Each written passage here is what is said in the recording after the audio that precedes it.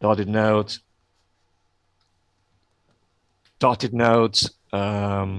syncopation, suspension, um, you know, slurs, ties,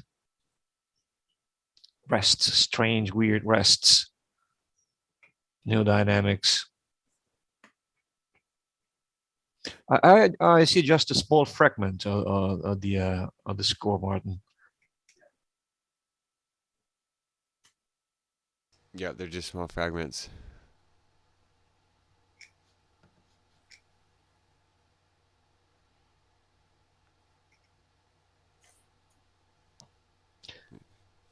Yeah, right. Looks like you're at the seaside. You're really there. I am. Well, the wind blowing, and you know, the sea, the palms. Wow.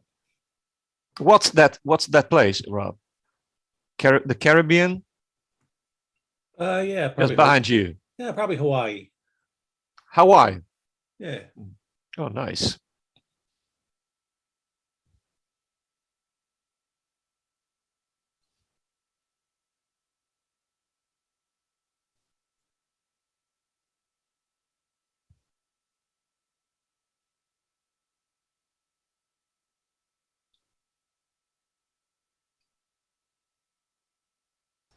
You ready, Martin? Yep. All right, let's get started. Chaglianis, how are you?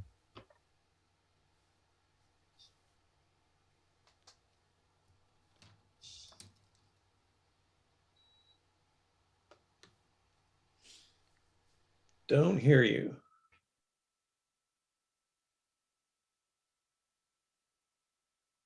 She was having some issues with her computer, so. Mm-hmm.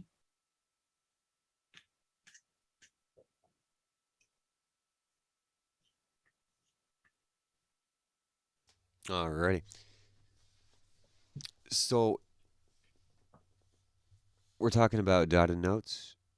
Whatever. Well, if you want me to explain the other things once again, it's not a problem.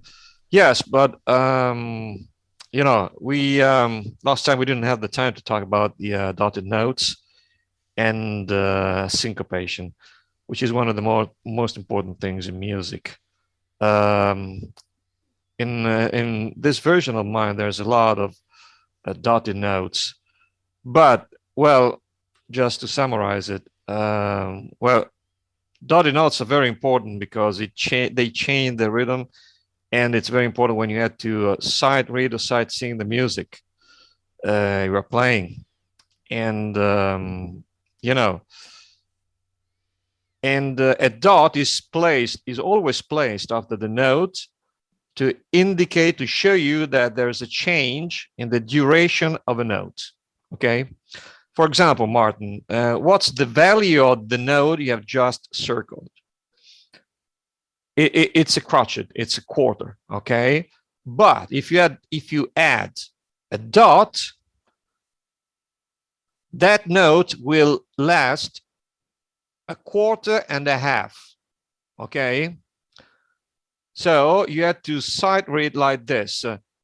Da, da, da, da, da. Okay, you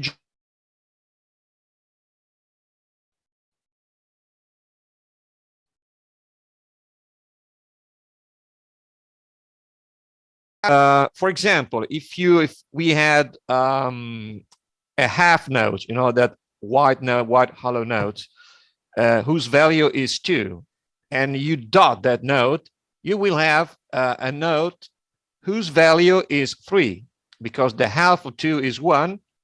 2 plus 1 equals 3. Okay, so don't forget that the dot has to be placed after the note, never before, always after.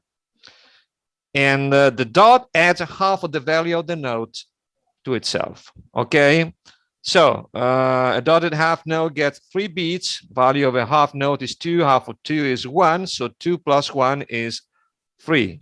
Okay, it's not difficult. You just have to know the value of each note. That you have to tell the difference between a half note, a crotchet, a quaver, which is an eighth note, a 16th note, a 32nd note, okay, and stuff like that. So they increase the duration of the basic note by half, and this means that the dotted note is equivalent to writing the basic note tied to a note of half the value. So it's just a conventional sign. You could write the same note with just a crotchet, and you could tie it to an eighth note.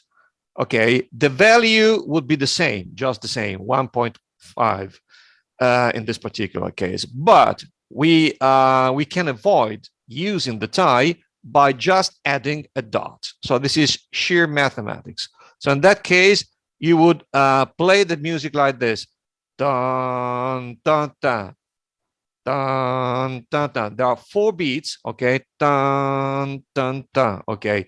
And the quaver, the eighth, is obviously shorter than the dotted crotchet, the previous dotted crotchet.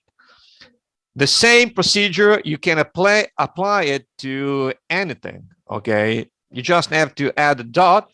You just have to have clear in your mind that that particular note is a quaver, is a crotchet, is a 16th, is a half note, is a whole note, which is 4. A whole note lasts 4 beats. And so by adding a dot, okay, you just trigger this mechanism, and you will increase the duration of the note by half of its original value. Okay, Martin. Kevin, have I made myself clear? Yeah. Okay, very nice, because I was anxious about this, because, you know, whenever musicians are to see a dotted note, they always have trouble playing it because, oh, what's that? What's that? Oh, well, what the hell is that? It's just a dotted note, just a sign, a symbol to help you read the music better. Okay.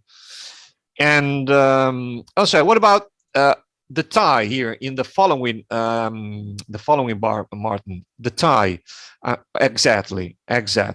What does it mean? That's a tie. It means that that note, the second note you can see in the bass clef. In this case, it's an F. This F is tied to another F. It means that you don't have to play it twice. It means that you just have to hold the notes according to its value. So this is an eighth note. In this case, this eighth note is tied to another eighth note. So it means that the value of that note is a quarter. Why is that note tied to the following one? Because the previous note is a dotted note. So you can't add a quarter just after a dotted quarter. It's the language of music, okay? It just, you know, something, well, I have learned this by doing, because it's very difficult to explain. But, you know, the content of each bar always equals 4. So in order to make things easier, you just use this, let me call it this shortcut.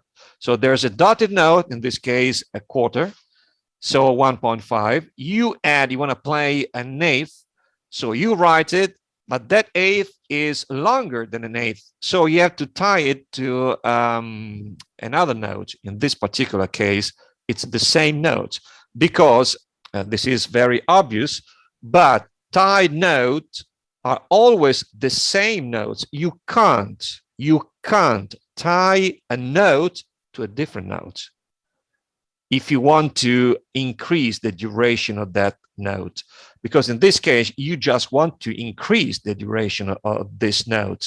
So you have tied to it. It means that the pianist just has to play that note once and hold the key with his finger till the duration of the note is over. Okay, if you tie a note to a different note, it means that you are not using a tie. You're not increasing the duration of that note. You're just using a different symbol, which is called slur. What is a slur? Slur, it belongs to dynamics. Okay, you mean that you want to play that note as a legato. What is a legato? A legato is, it means tied to something else. A slur is a symbol that different notes have to be played without separation, by using a legato. Legato is an Italian word, means tied to something else. So it means that when you use your fingers, you don't have to make any rests between notes. You have to play them all together, one by one, but without separation. And that slur, which is very similar to a tie, indicates that you have to use the legato, which is a very important style. Okay, you use it when you have to add pathos to what you are interpreting, what you are playing. Okay, so in this particular case, this is just a tie. As you can see, and I want to say it again, tied notes, when you have to hold the note, you have to hold the key. Tied notes are always the same notes. If they are not, well, it means that that's not a tie. Okay, so we have a tie. And what you have just circled, Martin, is a rest. And I ask you, can you tell me something about the value of this rest, the rest you have just circled?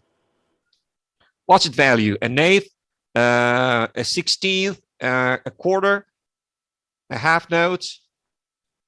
According to the tails you see, Oh no, let me say yes, the tails you see on that note. What's the value of that note, in your opinion, Martin? I don't have an opinion. I'd say a quarter. I like when Martin says those things. This is a 16th. Okay. As you can see, you see two. What do you call? How do you call them? Flags or Flags. Flags. Okay. One flag is an eighth. Two flags is a 16th. Three flags is a 32nd. Okay. In this particular case, we have a 16th rest. Okay. Because as you can see, the following note is a 16th itself. So a 16th rest plus a 16th note equals 1/8. 1/8 plus 1/8, and then we have a quarter. You do the same. 1.5 plus a half plus 1 plus 1, you will have 4. Okay, it's mathematics. So can you see the notes immediately after the 16th rest? That's a 16th note. It's an F. As you can see, the stem points upwards, okay, outside the staff. And you can see two tails or two flags on that note. It means that it's a 16th, okay?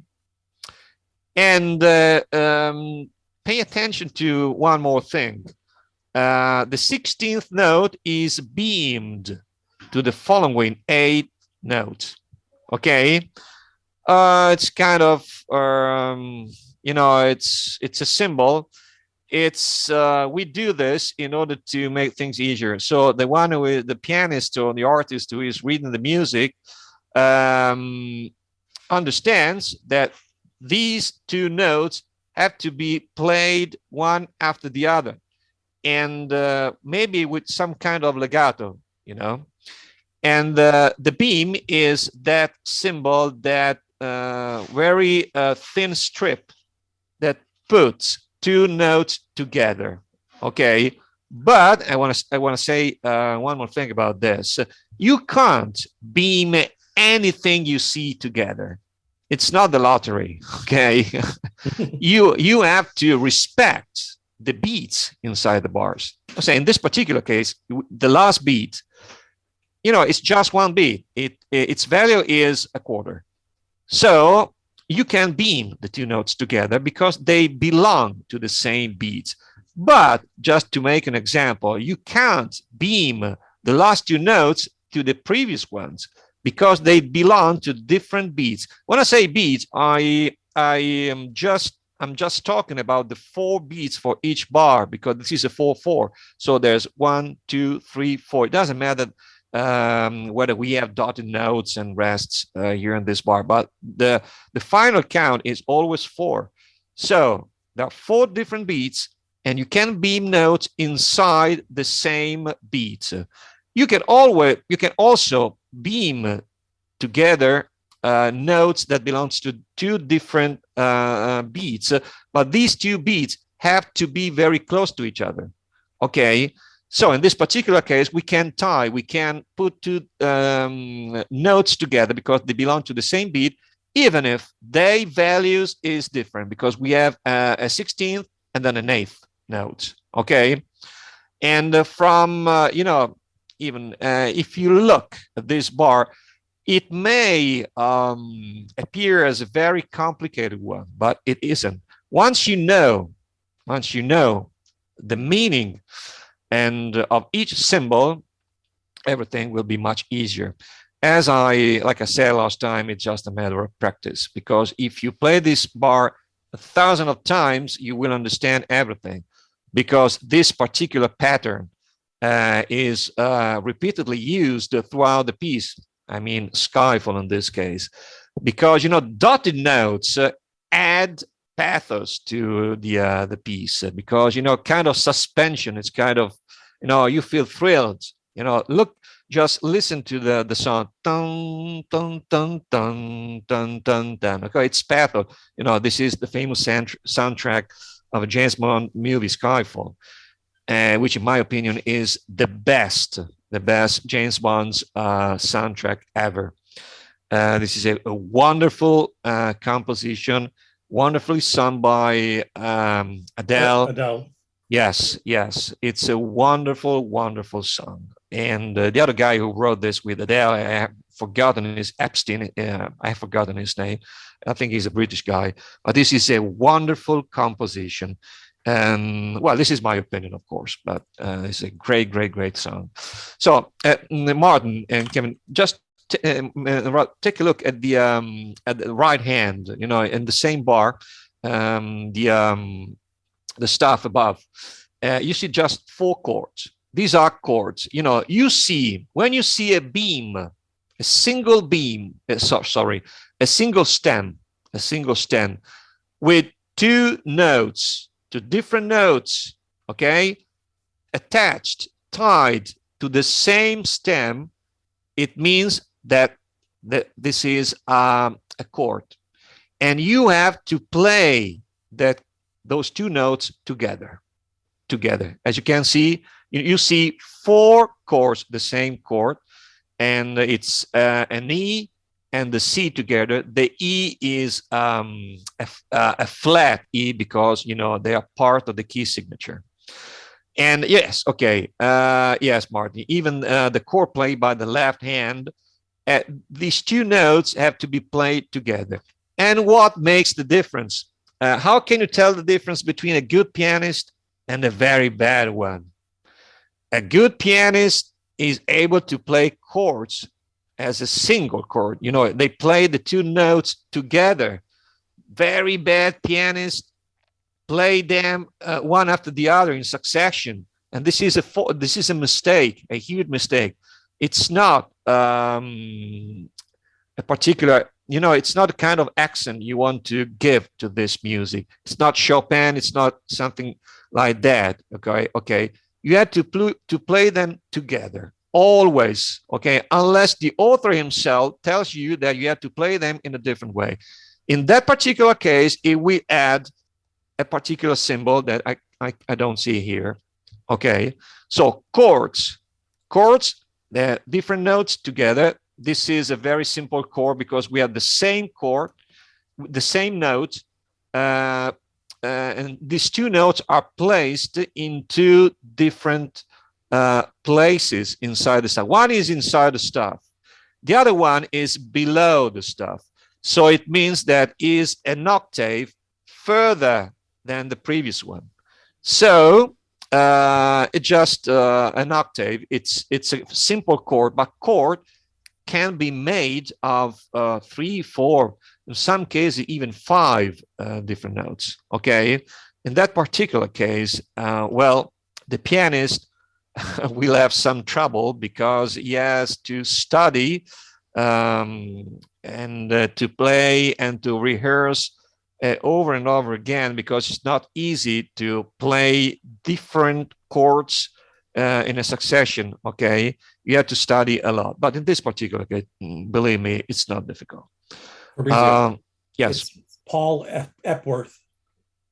Paul Epworth. Yes, you're right. I said Epstein. No, Epstein. Sorry, sorry, my bad. Epstein was the Beatles manager. Okay. Oh, yes, and he died at 32. Yes, Epworth. That guy. Correct me if I'm wrong, but he has to be. He is the guy who writes Adele songs together with her. They collaborate, and you know, like Burn Taupin and Elton John, something like that. Yes, he's a great artist. So I like these. What are these tails? Oh, this is a tail, and this is it means that one tail or one flag, it's an eighth note. It's an eighth note. One flag, eighth note. No flag, but just the stem, it's a quarter or a crotchet. A stem with 2 flags or 2 tails, it's a 16th note. A stem with 3 tails or 3 flags, it's a 32nd note. Okay. And Martin, we also have, yeah, exactly. But I don't see here the 64th note. Okay, so let's which do means 64th. Yes, it's a note with 4 flags. Yes, try to draw it. Very nice, Martin. Nice. Very good. So as you can see, half note, quarter note, you can call it a crotchet, 8th note, a quaver, 16th, 32nd, 64th notes. Okay. Then you have beamed 8th notes, beamed 8th notes. Why slanted? Because these are 2 different notes. A beam 8th note, these are the same note is played twice. And so on. You can have beam 16th note, you can have beam 32nd note, you can have beam 64th note. And this is a sharp. This is part of the accidentals, Martin. I don't see the flat and the natural notes. The treble clef, a bass clef, but you can also call it a violin clef, a violin key, or a bass clef. Okay. Very nice. Yes. Say violent or violin? Violin. No, Oh. violence is what I'm gonna do to my students very soon. No, this is a violin clef. Sorry for my bad pronunciation, but this is a violin clef. I don't know why we call it violin, because you know I know it well. The violinist, violin players just read music by using that clef. They just have one clef, the treble clef or the violin key. A pianist must use both clefs, the treble and the bass one. Okay, so let's look Marty, at. I'm sorry, just excuse me. Can you just do me a favor? You know, when you were talking about the slur, can you maybe write above the word tie, you know, slur, just to know what that little joiner is between the notes? Yes, but the problem is that a slur, if you have to, a slur and a tile from a visual point of view are the same. What the difference, is how you use them. Okay, if you use a tie, we have a tie here, but we don't have any slur here because I haven't used them in this in this version of mine. But a tie forces you to hold the notes. When you see a tie, it means that two notes the same pitch. Okay, two notes are tied together. Okay, you don't have to play them twice in this particular case. You just have to play the first one and hold the notes, because this eighth note is tied to another eighth note. And you might ask me, why didn't we use just a quarter in this case? Because a quarter can't follow dotted quarter notes. Don't ask me why, but we are forced to do this in music. So you have to split, to break this quarter into two parts, and each part is an eighth. So when you see the same note, in this case it's an F, tied to another F, it means that you don't have to play that F twice. It's a tie. There are two tied notes, so you just have to hold your finger on the key and wait until the value of that note is over. And then you can play the third F you see, the third following F, which is beamed to the previous one, but it's not tied. So you have to play it again, okay? You see three consecutive F, okay? The first two are tied, okay? Play just once. The first one has to be played. The second one hasn't to be played, but the third one has to be played because it's not tied to anything. Okay, it's a free note, but it's beamed to the previous one. Because and why, Martin, is it beamed to the previous one? Because these two eighth notes belong to the same beat. In this case, it's the third beat, because each bar has 4 beats, 1, 2, 3, 4.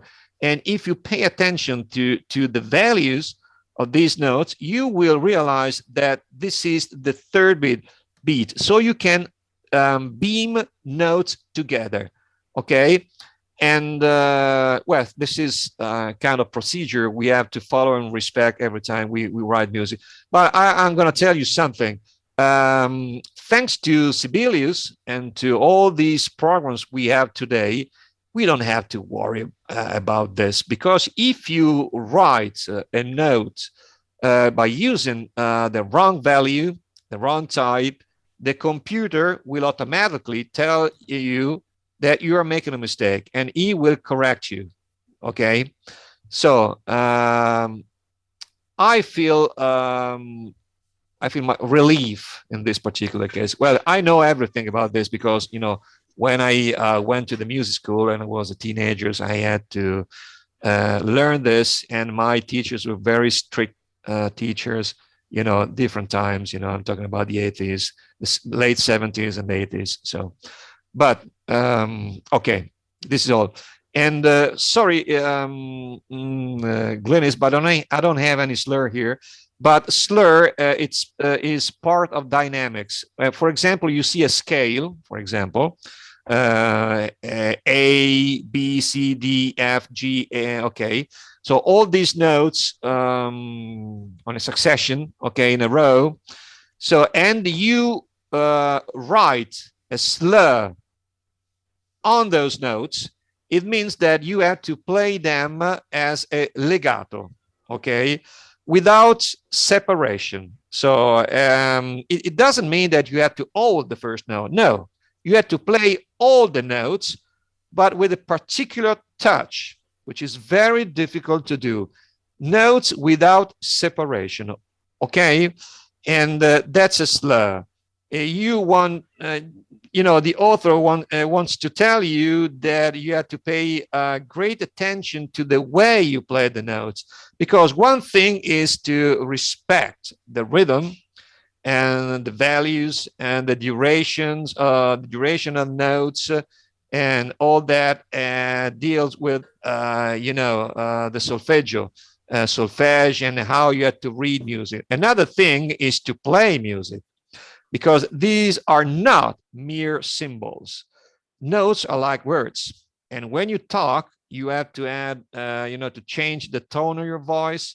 And so all these things, the same you have to do while you are working on a show and you are performing in a theater, you are an actor. Okay, you are a musician, you have to do the same. Notes are like words.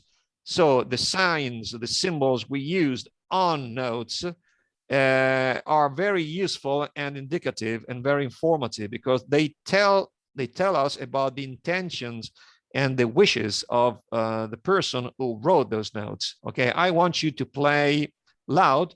Well, I will add that symbol. I want you to play with a rubato, which means stolen. You have to slow down and be very expressive. I will use a particular symbol. So a slur has to do with dynamics, where with the way you play music.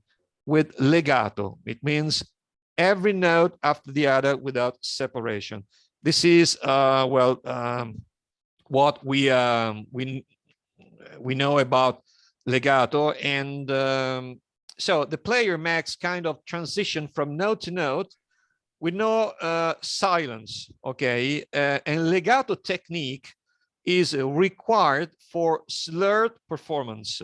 Okay, so no articulation of your fingers, no articulation, no rests, no separation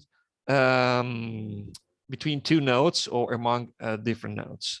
This is a difference between slur and the tie.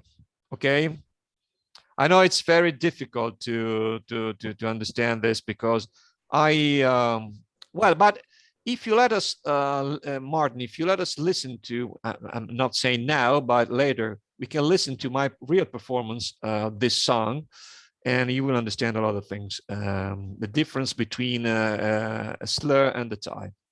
Okay, are there any other? Oh no, you're welcome. Are there any other symbols or sign you don't understand here? And the rise up, increase the volume, be louder, So be softer. We don't see this line right here up at the top here. And why is that? The line where, Martin, precisely? This line, the one you have just circled. Yeah, it breaks the 4/4s. Yeah, this is just a separation. It separates a bar from the following one. So up here, you would have to know where the 4/4s are. You wouldn't Yes. you wouldn't rely on these bars. Yes, you have to add the bar. Yes, of course. You can always you can also write music without using bars, but it's going to be a chaos. Sibelius allows you to do this, but you have to separate bars by using that line, that vertical line. It's very it's important. It's absolutely useful. You have to use it every time, so you can count the bars. For example, I'm working with a conductor. We are working on a music score, and the conductor tells me, why don't you go to bar number 53, because you played wrong, and I want to tell you a couple of things about that. If you have separated all bars, and Sibelius allows you to count them, so you will be able to work in a very relaxed way, because you have a lot of reference points, and you can work on your music score much better. So would we go with the first one up here? That 1, 2, 3, 4. The bottom one. 1, 2, 3, 4. Yes. So you have 8 30-second notes, and you know that 8 30-second notes equals a quarter. So you have how many 30-second notes do you have in this bar? It's simple. You have 32-second notes. It's simple, because 32-second notes equals an entire bar, a 4/4. Just do, yes, it's like that. you take a look at the following bar. You have four crotchets, 4 quarters. Why 4 quarters? If you break each chord into you know, 8, you have to break each chord into, or split it into 8 30-second notes. You will have an entire bar of 4/4. It's mathematics. You can't cheat here. you can't mock the computer or the program. It will tell you that you're doing something wrong if you add more notes, if you use less notes. Okay, you know, each bar is made of 4 quarters, is made of 8 eighth notes, is made of 32 30-second notes, and is made of 64 64th notes. Okay, that's why we call them 30-second, eighth, 64, quarter, half notes, because everything equals 4. In this case, we have a 4/4. Look at the time signature here. If we had a third 4, we wouldn't have 32-second notes. We would have less than that. Okay. So on this paper, where would I draw the line? What are you talking about? About the treble clef or the bass clef? On the treble. The treble clef. Nicoletta has met. Okay. So you are talking about beam. Yes, you can beam these notes together because they are all the same. They have all the same value. So you can beam them together. Okay. And as you can see, they belong to the same beats. Each group. The 4/4 separation. Well, this is just a trick in order to allow you to read the music better. Just think of just if you had to put them all together, it would be a mess. A lot of ink, of black ink all together. You wouldn't understand anything. So, you know, your eyes have to read them very accurately. And so you have to understand the distinction, that you understand that these are 2 different groups. They had to be played all together. They belong to the same beat. They have the same value. And so you have to classify, you have to organize them like that. It's just, you know, a conventional language, Martin. Okay. I couldn't tell you why we use this, because there's a historical explanation for this, because, you know, they started writing like this 5 centuries ago. And this is what we use in modern Western music. By now, if you go to the Far East, they don't use these symbols and these signs. But, you know, take a look at the treble clef, and you will see 4 groups of notes. And each group belongs to the same beat, okay? If you were to sight read it, what would you do? What would you do? You would say, da, da, da, da, da. This is kind of tremble. This is kind of trill, okay? And we say tremolo in English, in Italian, which is tremble. When you have to use like an earthquake, your hand just shakes. You have to shake your hand in order to play this chord. Pay attention to this way of writing music, Martin. If you look at this very carefully, you will realize this is not a succession of different chords. It's just the same chord throughout the same bar. It's just the same chord. If you wrote these notes in a single chord, you would have 4 different notes, but the chord is the same. It's a 7th, okay? I have broken it. You have to split it in order to have this effect. If you remember the song, the original song, there's a special effect at the beginning. And the only way I could reproduce that effect was by using this this particular way of writing music. It's a tremble, okay? Just think of it, an earthquake. Just shake your hand and play the same chord again, over and over again. And by respecting the dynamics below, because you have to start very softly, you have to increase, you have to get louder, and then you have to get softer again. It's a special effect. It would be interesting to listen to the original song so you would understand everything, okay? Any questions about this? Mm-mm. No, Martin? Looks good. So here we have. Oh man, then I got to change this every single time. Okay, so we have 2 right here. I have a question And for you, 1 Martin, right here. Kevin, for everyone. I have a question. Bar 27. Bar 27. As you can see, there's a chord.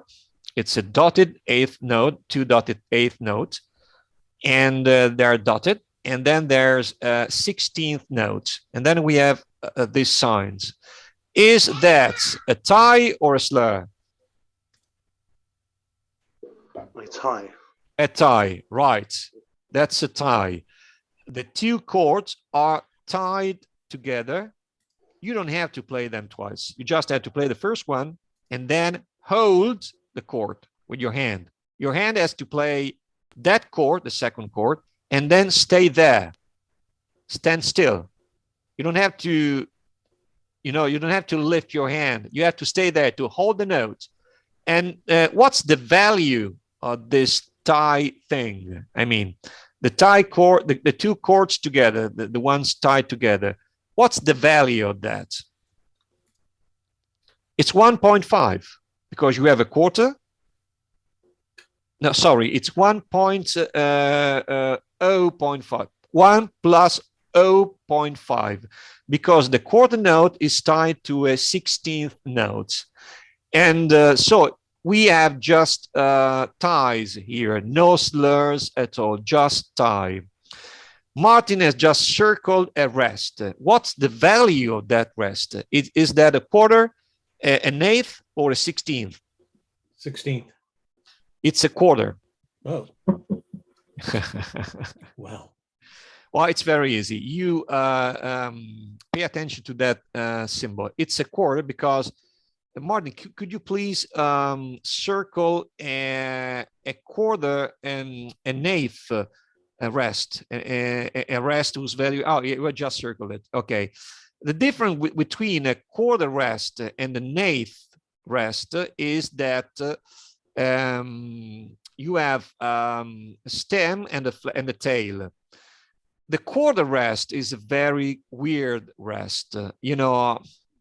If I were to explain it to students, I wouldn't know what to say, because look at that symbol. Does it remind you of something? It's a Z. What is that? I mean, the quarter rest. It's a very strange symbol. But the eighth rest is not it's not difficult to identify it, to spot it, because, it's kind of 7, no? And if you add a flag or a tail to it, you will have a 16. Yes, right, Martin. If you add a third flag to it, you will have a 32nd rest, okay? Okay. And there's very important things. Bar 24, Martin. Bar 24. This is the first time we find this. Okay, no, the third beat. Skip the first 2 chords and go to that small group of 3 notes. Okay. Okay, right here. Look. 24. We're on 23, 24. Yes, you have circled the first. Treble or bass? You have circled the first chord of bar 24. Skip the, okay, exactly. So what's that? Well, this is a syncopation. Because how do you read this, Martin? This is very difficult to do it, and it's very difficult to explain it because Well, this has to be played at the same time. No, Like, you have. Do. Okay, no, you have to do this like dun dun dun dun dun dun. What is a syncopation? Syncopation is a musical term that means a variety of rhythms played together to make a piece of music. Okay, offbeat. It's very difficult to understand, but it's kind of disturbance or interruption of the regular flow of rhythm. So the regular flow of rhythm is dun dun dun dun. But in this particular case, Adele sings like this: dun dun dun dun. There's a shift. The stress is shifted to a different note. You don't sing like this, dun dun dun dun. You do this, dun dun dun. You feel your body is moving. It's kind of disturbance, but it's used in different musical styles, especially dance music, jazz, popular music. But there are some kinds of syncopation, and in this particular case we have kind of offbeat syncopation because the stress has been shifted, and it occurs on an offbeat, like in this particular bar. And as you can see, the accent, where does the stress fall in this particular group, this group of beam notes? The stress falls on the eighth. Okay, dun, dun, dun. It depends on the way you want to sing it. If you want to focus on the first 16th note, okay, you write a stress on it. But in this particular case, Adele sings like this, dun, dun, dun. She wants to emphasize that note. That's why she uses this syncopation, and it creates a kind of suspension, because it's unpredictable, it's unexpected, and she just changes the rhythm and the accent. She gives a different accent to what she's singing. And the very interesting thing about this is that she didn't do that when she wrote the music. Probably she did that while she was rehearsing, while she was creating the music. So she wants to be different, to sing it in a different way. The main theme of this song, and it's repeated 4 times, but every time Adele sings it in a different way.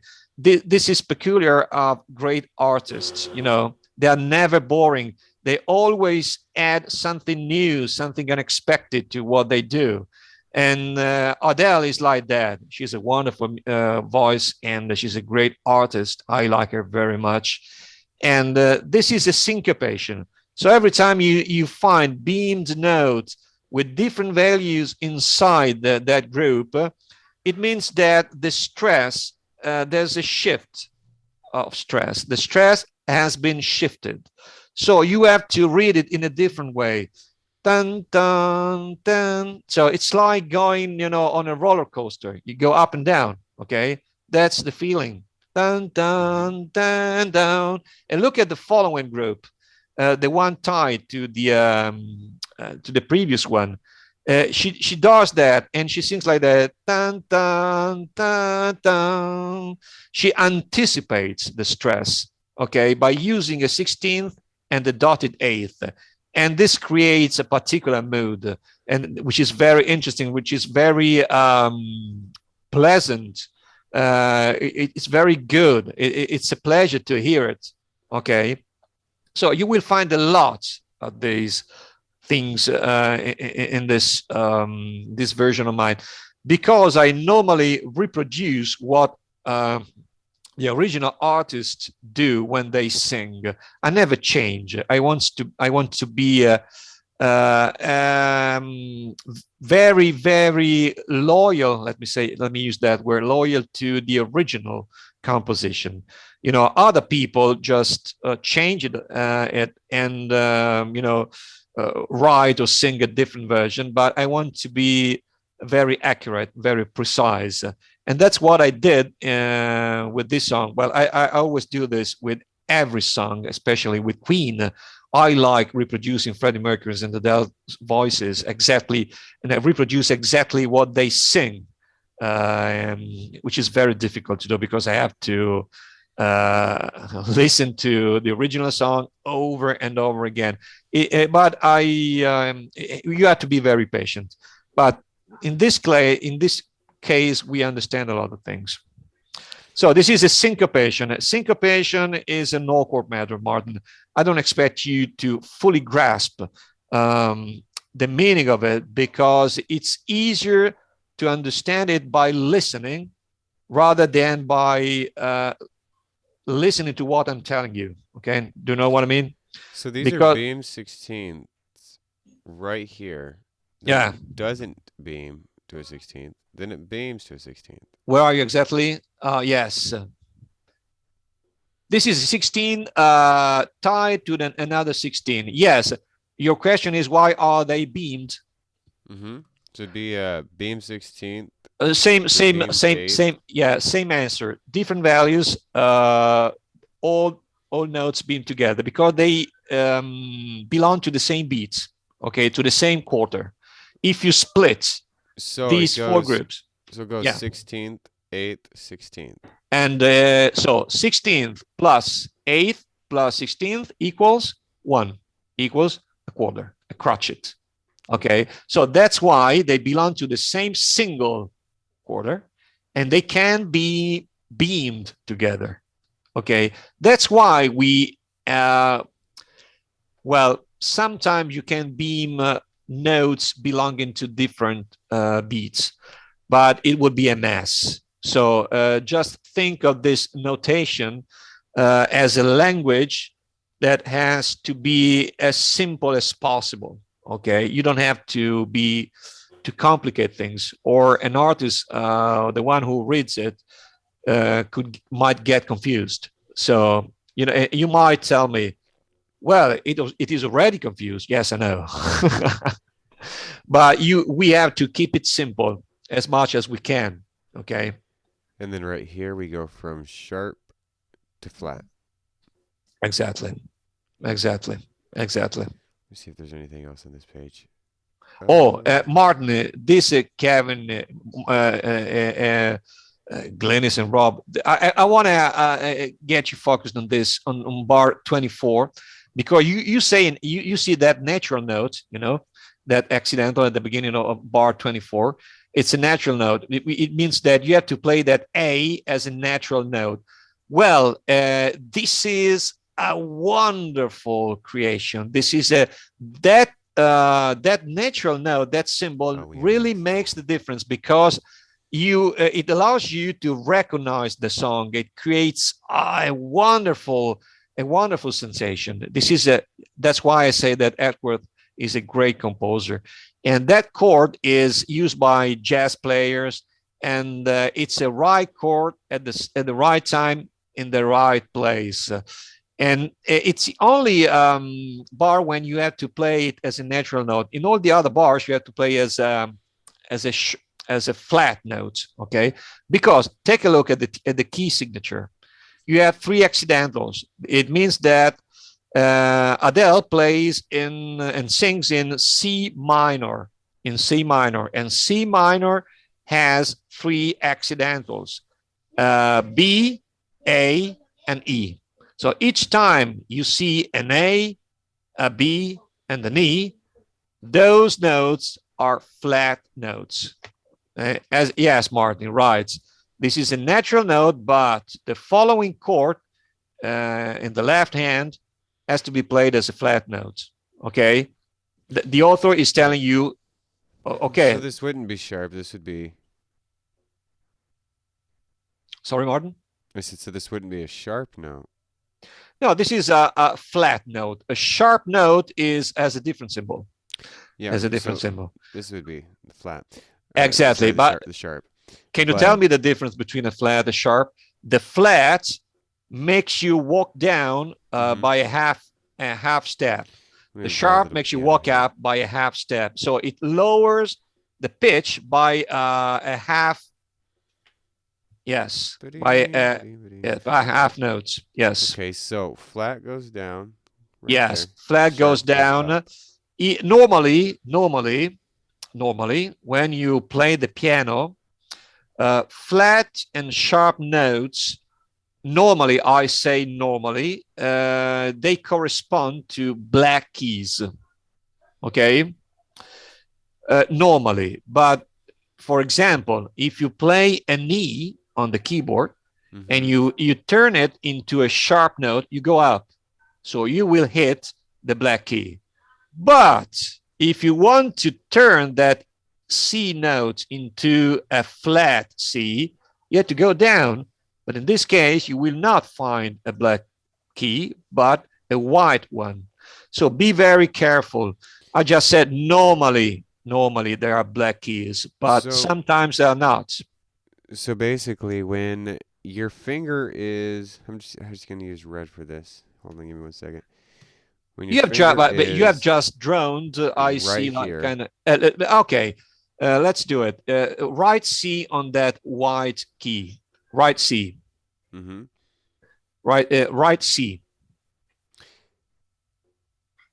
I mean the drawing you just made to explain the difference between sharp and flat.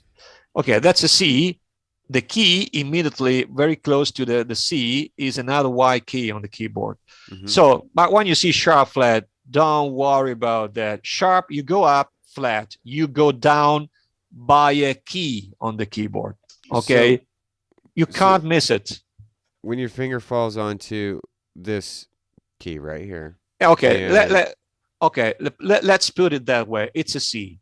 I say, Martin, play a C. Okay, you play a C. Martin, I want a sharp C. What do you do? Up. Okay, and you hit a black key. Right, now if your finger falls on. Keep in mind that whenever you have to go up and down when it comes to sharp and flat notes on a keyboard, you just have to count a key. So sharp, you walk up a key, just a key. But if I tell you, Martin, I want a flat C, what do? You go down. Yeah. You go down by another key, but in this case, you won't find a black key on the keyboard. You will find a Y key, because on the keyboard, a C note is always preceded by oh my God, by B. Would it be this right here, or would it be the black key for an E flat? It would be yes. You should add go to the E and draw another black key on that line, on the final line, on the vertical line of your E. Oops, hold on.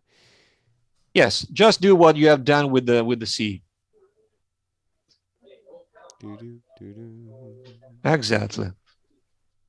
That's an E. That's a sharp E. Exactly. Okay. So if you want to make it an E no, flat. a flat E, yes. So that'd be walking up. If you landed right here on the E, and then the next note was an E flat, do you go up or do you go back down? Okay, so if you are playing an E, normally an E, and an E is a white on the keyboard is a white key, and someone asks you, Martin, please play a flat E. You go down by a key, and you will play a black key again. Okay.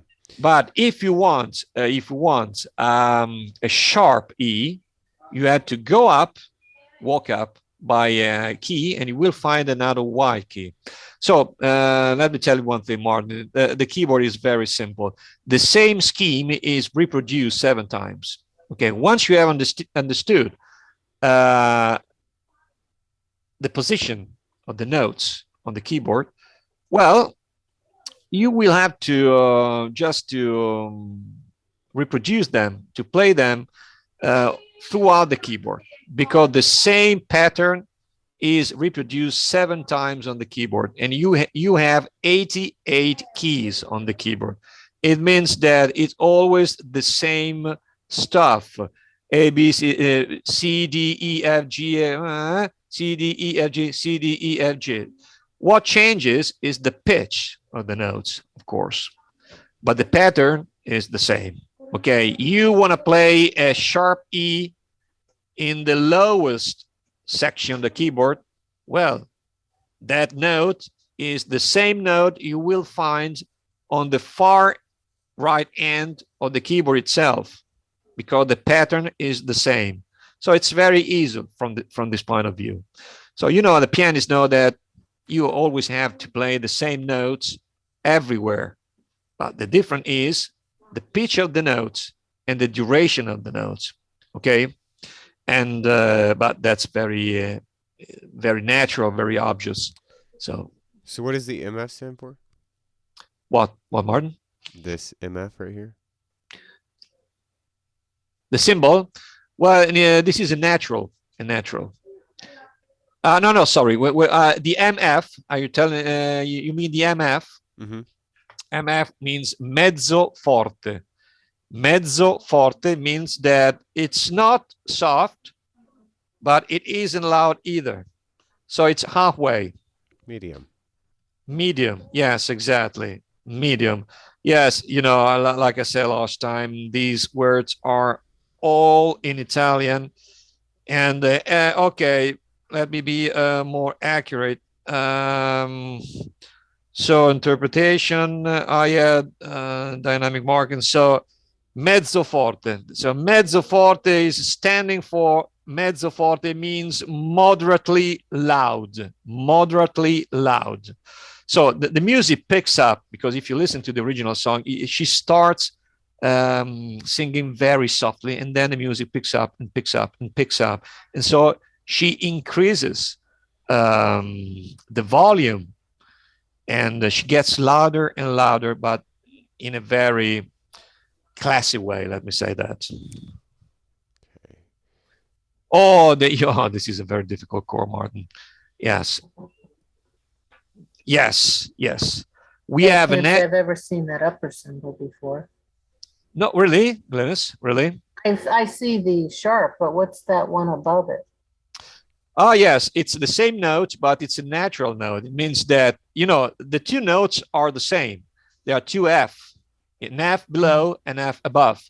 But the F below, you have to play it as a sharp note. The F above is a natural note, okay? So why do you see two different accidentals? Just to remind you that you have to play those notes in a different way, because a sharp F is different from a natural F. And why did the two composers use that? They just use a type of chord. A type of chord in Italian is dissonanza. Do you have the word dissonance? Mm-hmm. Yes, a dissonance is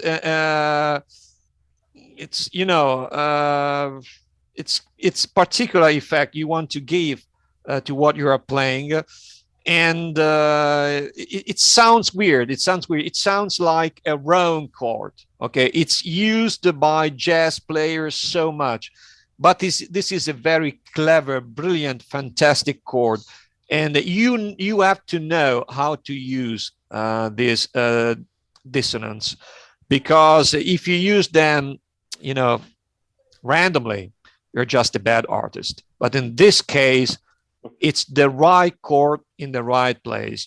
Just great artists know when, how to do this. And I've learned a lot from jazz players. And this is the kind of chords you find in Ravel, Debussy, Stravinsky, and Rachmaninoff, in the music of the 19th century, okay, before the First World War. And, well, they are fantastic chords. But I would like you to listen to the original song so you will understand what I'm talking about. Maybe later we can listen to the song, and Martin, like we did last time, Martin can scroll up and down and follow the music, the original song, with this version of mine. Sounds good.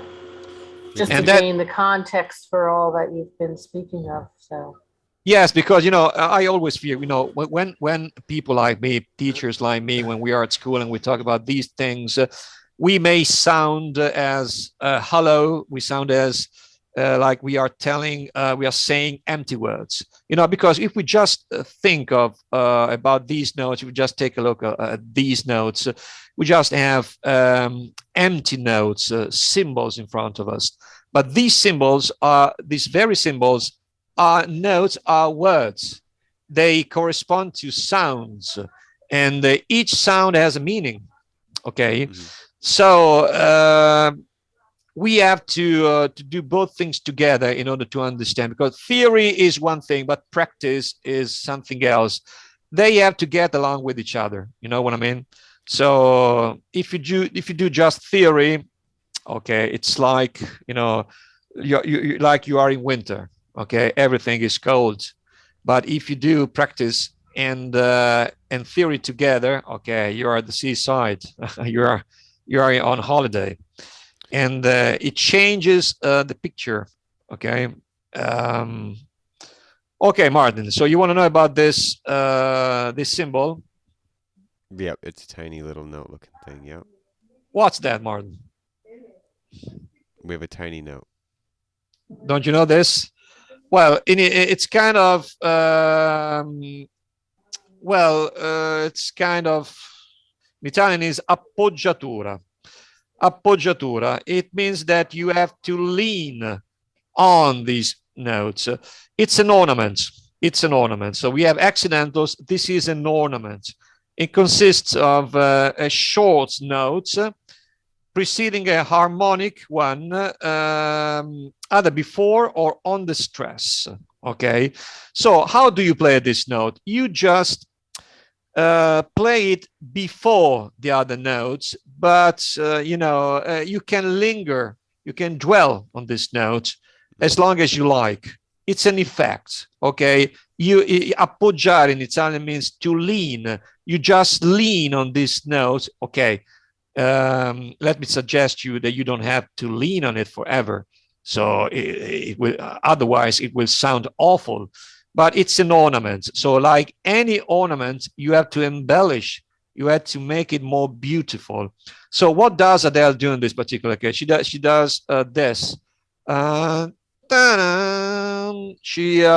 She's like she were playing a round note. But she's not. It's like singing jazz, okay, like Aretha Franklin. So you just linger, you just remain on that note just a little bit to create kind of suspension. And normally these notes are different from the harmonic pattern that follows. So in this case, she wants to be more elegant, and she wants to sing like a jazz singer. Okay, she just lean on that note. She stayed there just a bit, and then she plays the following notes. It's called yes, appoggiatura. Yes, to prop, to support, to lean. Okay, she supports that note just a little bit longer than expected. But you have to be very good at doing that, okay? Only great artists can do that, and you need a lot of practice. You can't just read it. You give this to a beginner, oh, you will drive him crazy, okay?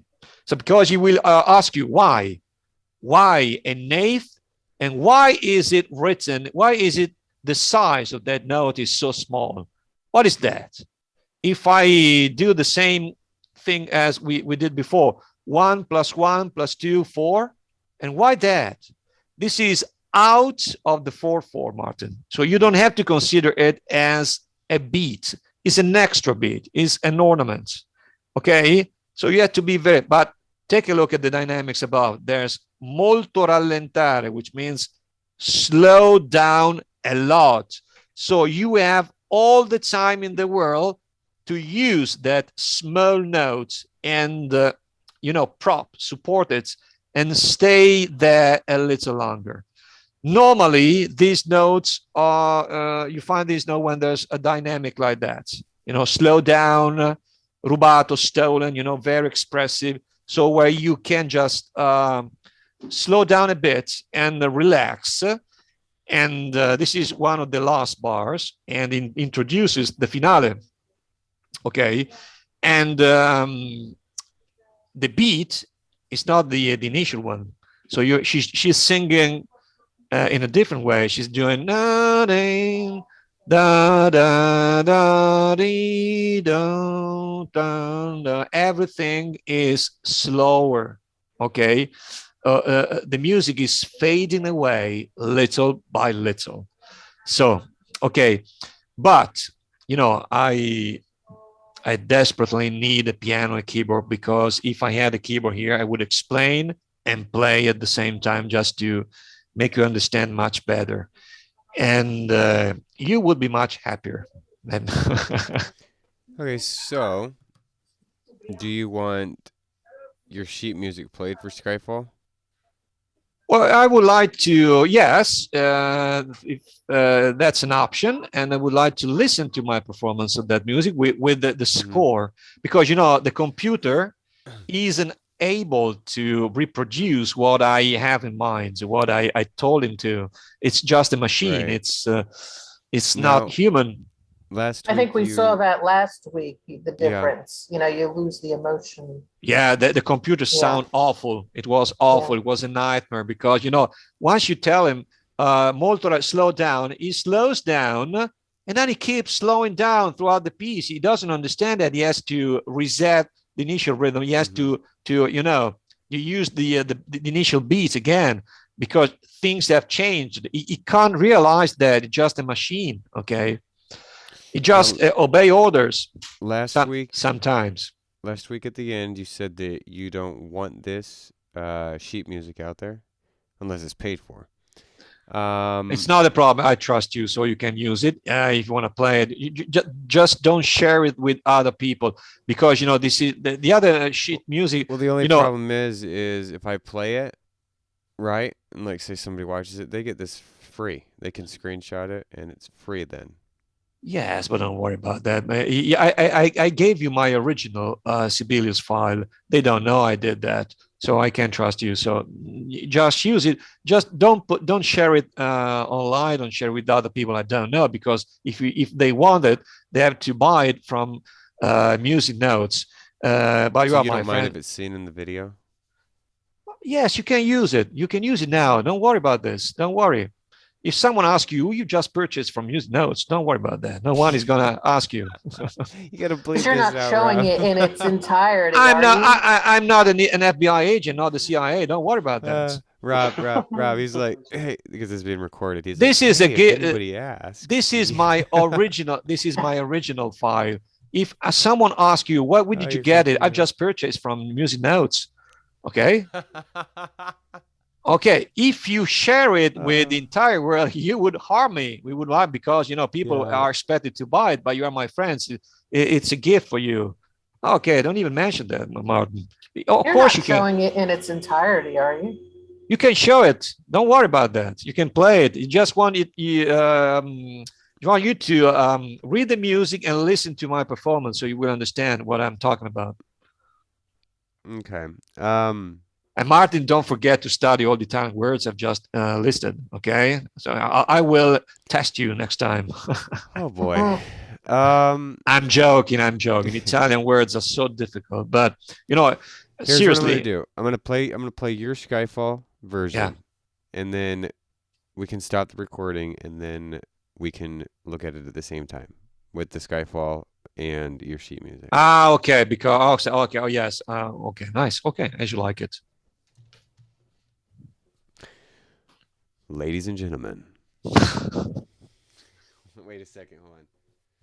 Ladies and gentlemen. The permission of the CIA and the Federal Bureau of Investigation. There we go. We can play it. So, excuse me, just. Ma dove vai? Okay. Ladies and gentlemen, Jazzy Fabbry, Skyfall.